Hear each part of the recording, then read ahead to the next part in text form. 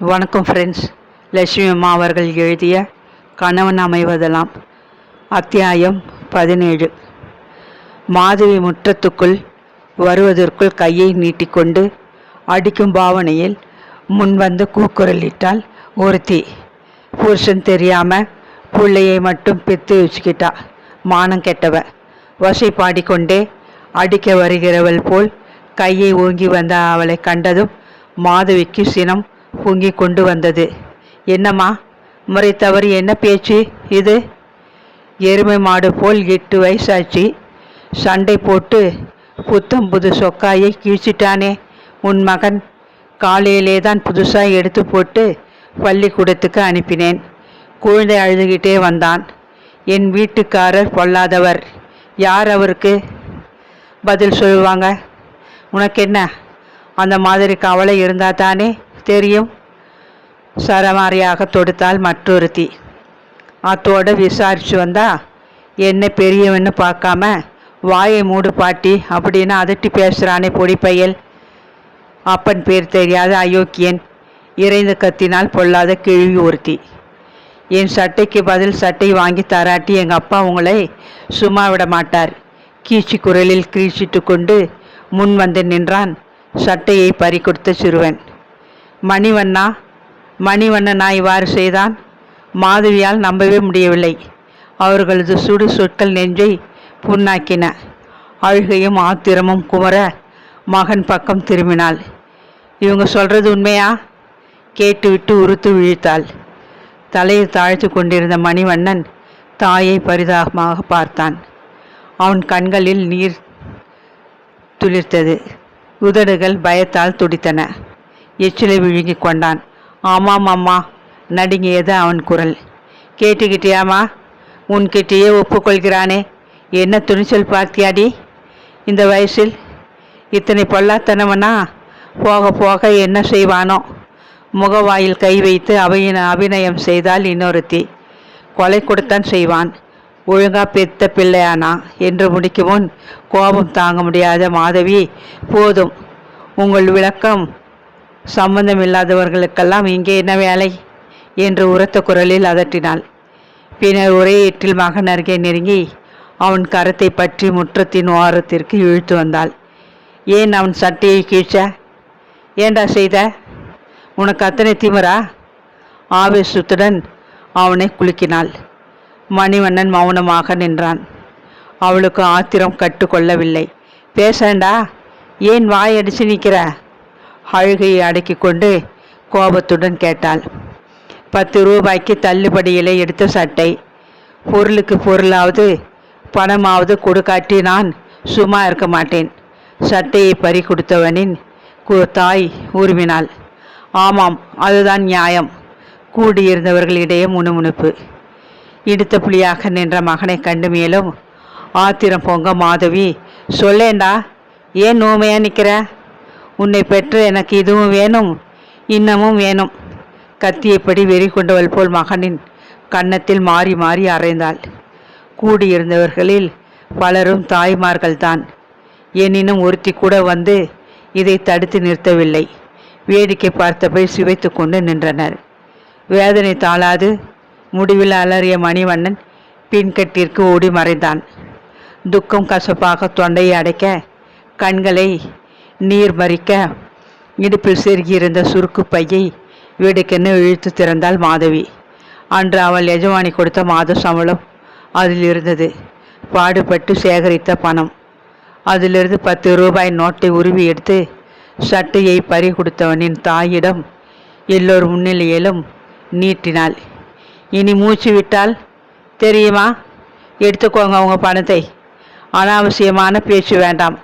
அப்புறம் நான் மகா பொல்லாதவளாகி விடுவேன் என்று அதட்டிவிட்டு துக்கத்தை கட்டுப்படுத்த இயலாது கண்ணீரை உகுத்தபடி தன் குடியிருப்பு பகுதிக்கு விரைந்தாள். அன்று இரவு தாயும் மகனும் பட்டினியாகவே படுத்து கொண்டார்கள். ஆத்திரத்தில் குமரிய மாதவி குலுங்கி குலுங்கி அழுத மணிவண்ணனை தேற்ற முயற்சிக்கவே இல்லை.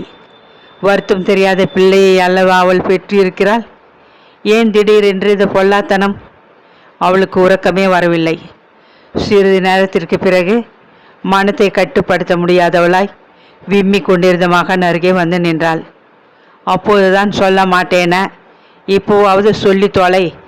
ஏன் அவன் சற்றியை கீழ்ச்ச? கேட்டால் கடினமான குரலில். விம்மலை நிறுத்திவிட்டு தாயை ஏறிட்டு பார்த்தான் மணிவண்ணன். அழுது வீங்கி விட்டிருந்த அவன் கண்களில் நீர் புரண்டு ஓடியது. உன் அம்மா கெட்டவள், அதனால்தான் உன் அப்பா அவளை விட்டு ஓடிவிட்டார். அப்படி நான் அந்த பையன். எல்லோரும் சிரிச்சாங்க.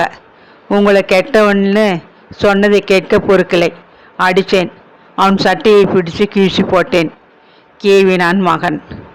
மாதவியின் உள்ளம் சுக்கல் தூளாக வெடித்தது. மணிவண்ணா, என் கண்ணே, உன்னை பெற்ற வயிறு குளிர்ந்துட்டுதுடா சொல்லிக்கொண்டே உணர்ச்சி வசத்தில் மகனை மார்புடன் தழுவி கொண்டாள். இருவரும் வெகு நேரம் அழுது கொண்டிருந்தனர்.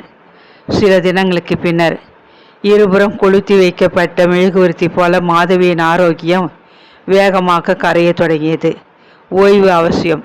நல்ல சத்துள்ள உணவும் அவசியம். இல்லையெனில் காசு நோய் பிடித்து கொண்டு விடும் என்று ஒரு நாள் அவளை பரிசோதித்த வைத்தியர் பயமுறுத்தி விட்டார். பெற்றோர் இன்றி அனாதை சிறுமியாக பிறரை அண்டி வாழ்ந்த அந்த நாட்களின் துன்பங்களை அவள் நன்கு அறிந்தவள். அவள் பட்ட கஷ்டங்களை ஆசை மகன் மணிவண்ணன் அடையக்கூடாது என் ஆதங்கம் அவளுக்கு. ஆரோக்கியத்தை பார்த்து கொள்ள வேண்டும். அவனுக்காகவது அவள் நீண்ட காலம் வாழ்ந்தாக வேண்டும். அதே சமயம் உடுக்கவும் உண்ணமும் அவர்கள் சிரமப்படக்கூடாது. இதற்கு வழி சிந்தித்தாள்.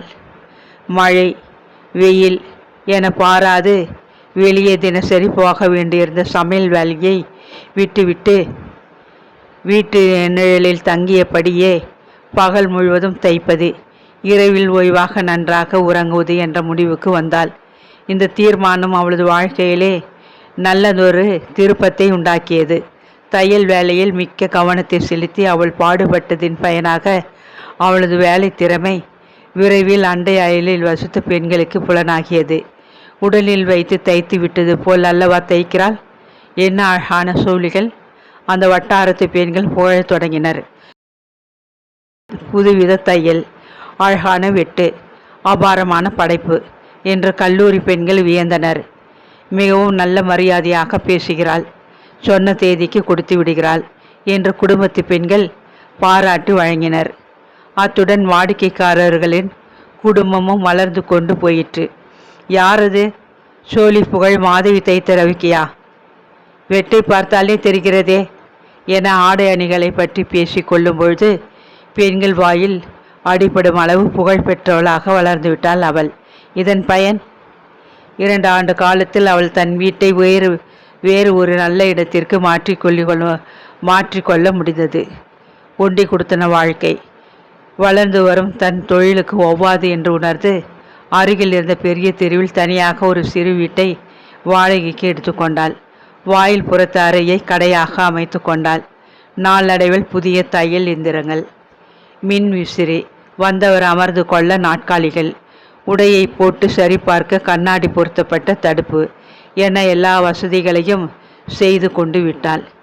பெருகி வரும் பிரபலத்திற்கு விளம்பர பலகையாக வாயில் சுவரின் மீது பூபதி தையல் கடை என்ற பெயர் பலகையும் பொருத்தப்பட்டது. உதவிக்கு 2 பெண்களை வேறு அமர்த்தி கொண்டாள். அன்று பிற்பகல் கடையை திறந்து கொண்டு வேலை செய்ய தையல் எந்திரத்தில் வந்து உட்கார்ந்தாள் மாதவி. தீபாவளி பண்டிகை வேகமாக நெருங்கி கொண்டிருந்தது. குறித்த காலத்தில் தைத்து கொடுக்க வேண்டிய துணிகள் மழையென ஒரு பக்கம் குவிந்து கிடந்தன. அவள் மனம் எதிலும் நிலைக்காமல் அலைமோதி கொண்டே இருந்தது. பிற்பகல் சாப்பிட வீட்டிற்கு வந்த மணிவண்ணன் காய்ச்சலும் குளிருமாக திணறிக்கொண்டு பள்ளிக்கு செல்லாது படுத்திவிட்டான். காய்ச்சலை தணிக்கும் மருந்து கையிருப்பாக இருந்ததால் சிறிதளவு அவனுக்கு கொடுத்தாள். நாள் முழுவதும் அருகே உட்கார்ந்து கொண்டிருக்க அவளுக்கு நேரமில்லை. எனவே கண் பார்வையில் படும்படி எதிர் அறையில் ஒரு படுக்கை மீது அவனை கிடத்திவிட்டு தன் வேலையை கவனிக்க ஆரம்பித்தாள். மகனுக்கு உடம்பு சரியில்லையே என்ற கவலையினால் ஏற்பட்ட மனக்குழப்பம் அல்ல அது. வாழ்க்கை போராட்டத்தில் எதிர்நீச்சல் போட்டு ஓரளவு வெற்றி கண்டிருந்த மாதவி தலைவலி, காய்ச்சல் இவற்றை கண்டு எளிதில் மறந்து விடுவதில்லை. துன்பங்களை கண்டு பாறையாக கடினப்பட்டிருந்த அவளது நெஞ்சம் கொடு சொற்களை கேட்டு பூவைப் போல் கசங்கி வாடி வெம்பியது. என்னவோ உண்மை. எத்தனை அனுபவங்கள் ஏற்பட்ட போதிலும் அபவாதம், வீண்பழி முதலியவற்றை கேட்டதும் விட்டு தள்ளு என்று உறுதி வரும் அலட்சியமான உறுதி ஏனோ அவளுக்கு வரவே இல்லை. மோப்பக்குழம் அனிச்சமாக இருந்த அவளது மேன்மை உள்ளம் கடின சொற்களை கேட்டு அதிர்ந்து போய் ஒரு சில நிமிடம் சஞ்சலப்பட்டு தான் அமைதி அடைவது வழக்கம். மனம் குழம்பிய போதெல்லாம் அவளுக்கு வேலையில் கவனம் குறைந்து விடுவதும் இயல்பே. வங்காளத்தில் இருந்து கொண்டு வந்த நீலப்பட்டு துணியை ஒரு பெண்மணி அவளிடம் தைக்க கொடுத்திருந்தாள். மேஜை மீது துணியை பரப்பிவிட்டு அதன் மீது குறியீடுகள் இட்ட பின் வெட்டத் தொடங்கிய மாதவி தான் தவறு செய்து விட்டதை உணர்ந்தாள். தேடி வாங்க முடியாத அந்த அபூர்வப்பட்டு துணியை வீணாக்கி விட்டோமே என்ற கவலை. அதை கொடுத்த வாடிக்கைக்காரி மிகவும் கோபக்காரி. துணியை பாழ்படுத்தி விட்டது தெரிந்தால் புலம்பிக் கொண்டு சண்டைக்கு வந்து விடுவாள். பிறகு பார்த்து சமாளிப்போம் என்று துணியை வெறுப்புடன் சுருட்டி மூளையில் வைத்தாள். மற்றொன்றை எடுத்தாள். மீண்டும் குழப்பம். தவறாக தைப்பதும் பிரிப்பதுமாக பொழுதை வீணே கழித்து கொண்டிருந்தாள். அடிக்கடி முகத்திலே வியர்வை அரும்பி கட்டி கன்னங்களின் ஓரத்தில் வழிந்து கொண்டிருந்தது கூட. உதவிக்கு அமர்த்தப்பட்ட பெண்கள் இருவரும் அவளை அதிசயமாக பார்த்தனர். இவளுக்கு என்ன வந்துவிட்டது? வேலையில் ஏன் இத்தனை தடுமாற்றம்? அவர்களுக்கு புரியவில்லை. மாதவின் குழுமிய மனநிலைக்கு காரணம் கைலாசத்தின் அருமை மகள் பரிமளாதான். சென்னை நகரில் வந்து குடியேறிய இந்த சில ஆண்டுகளில் மாதவி தப்பி தவறி கூட தேவி நிலையத்தின் பக்கம் போனதில்லை. தன் வாழ்வின் அவல நிலைக்கு காரணமான சந்திரனை மீண்டும் சந்திக்கவே அவள் சிறிதும் விரும்பவில்லை. ஆனால் தன் நிலையை விலக்கி அவள் ஒரு சமயம் தங்கம்மாளுக்கு மட்டும் கடிதம் போட்டிருந்தாள். அதை கண்டு தங்கம் மனமிறங்கி அவளை காண ஓடி வந்து விடவில்லை. எனவே அவள் பரிமளாவை பார்த்து பல ஆண்டு ஆகிவிட்டிருந்தது. அன்று காலையில்தான் முதலாக அவளை சந்திக்கும் வாய்ப்பு ஏற்பட்டது. முதல் நாள் அவளிடம் வந்த வாடிக்கைக்கார பெண்மணிகளில் ஒருத்தி, வெளிநாடு செல்லவிருக்கும் என் சிநேகிதிக்கு நீங்கள் அழகான பல சோழிகள் தைத்து தர வேண்டும். நாளைக்கு காலை அவளை இங்கே துணிகளுடன் நேரில் கூட்டி வருகிறேன். கேட்ட கூலியை கொடுத்து விடுவாள். ஆனால் வேலை மட்டும் அபூர்வமாக இருக்க வேணுமாம் என்றாள். அதற்கென்ன பார்ப்போம் என்றாள் மாதவி. அதென்ன அப்படி சொல்லிவிட்டீங்க? இது உங்களுக்கு ஒரு அரிய சந்தர்ப்பம். என் சிநேகிதிக்கு உங்கள் தையல் பிடித்து விட்டால் உங்களை அதிர்ஷ்டம் பிடித்து கொண்டு விடும். அவளுக்கு பல தோழிகள், அத்தனை பேரும் பிறகு உங்களிடம்தான் வருவாங்க. பிறகு இந்த தையல் கடை பெரிய தையல் மாளிகையாகிவிடும். சவால் விட்டு போயிருந்தால் அந்த பெண். வர இருப்பவளின் ஊர், பெயர் இவற்றை பற்றி மாதவி கேட்கவில்லை. வேலை நடுவே வீண் வம்பு விவகாரம் ஏன் என்பது அவள் கொள்கை. வழக்கம்போல் மணிவண்ணனை பள்ளிக்கு அனுப்பிவிட்டு கடையை திறந்தாள். உதவி பெண்கள் வர கொஞ்ச நேரம் செல்லும் ஆதலால் தான் மட்டுமே கடையில் உட்கார்ந்திருந்தாள். தையல் எந்திரங்களை துடைத்து சுத்தம் செய்து கொண்டிருந்த போது வாசலில் கார் வந்து நிற்கும் ஓசை கேட்டது. தலையை நிமராது தன் வேலையிலே கருத்தாக இருந்தாள் மாதவி. வாயிற்படியில் ஒலித்த அந்த குரல் பழக்கமானதாக இருக்கவே சற்றென்று ஒரு கணம் நிமிர்ந்து பார்த்தாள். அது சமயம் வேகமாக உள்ளே வந்து நின்ற பரிமளா பேயை கண்டு மறந்தவள் போல் திகைத்து போய் நின்று விட்டாள். நீயா என்று கடுமையாக கேட்டுவிட்டு கூட்டி வந்த தோழியின் பக்கம் திரும்பினாள். பரிமளா, வாக்கா, உட்கார். பரிவுடன் உபசரித்தபடி மாதவி எழுந்து நின்றாள். அக்காவாம் அக்கா, போதும் சொந்தம். வேடிக்கென்று பதில் அளித்த பரிமளா நிற்க பிடிக்காதவளாய் தோழியின் கரத்தை பற்றி இழுத்து கொண்டு வேகமாக திரும்பினாள். அக்கா என்ற மாதவி அழைத்த குரல் அவள் தொண்டையிலே நின்றுவிட்டது. ஒரே எட்டில் வாயிலை தாண்டி கொண்டு சென்ற பரிமளா சொன்னது அவள் காதுகளில் கணீரென வந்து விழ மட்டும் தவறவில்லை. எனக்கொன்றும் இவள் சொந்தமல்ல. எங்கள் வீட்டில் தங்கி வேலை செய்து கொண்டிருந்தவள். அனாதை என்று பரிதாபப்பட்ட அம்மா வீட்டு பெண் போல வளர்த்தாங்க. காலத்தில் தக்க இடத்தில் கட்டி கொடுத்தோம். ஆனால் அவன் ஒரு அயோக்கியன். வேலை பார்த்த இடத்தில் பணத்தை கையாடி விட்டு ஊரை விட்டே ஓடிவிட்டான். இவள் மட்டும் லேசுப்பட்டவள் இல்லை. தனி வீடும் கடையும் வைத்துக்கொண்டு இப்படி தடபுடலாக வாழ்கிற ரகசியம் தெரியாதா? இவளது நடத்தை அவ்வளவு சரியில்லை என்று என் கணவர் கேள்விப்பட்டு ரொம்ப வருந்தினார். நடத்தை கெட்டு சந்தி சிரிக்க வாழும் இவள் எப்படி சொந்தம் பாராட்டுகிறாள் பார்த்தியா? இந்த மாதிரி துஷ்டர்களை கண்டால் கொஞ்சம் தூரம் இருப்பதே நல்லது என்றால் பரிமளா. ரொம்ப வருந்துகிறேன்.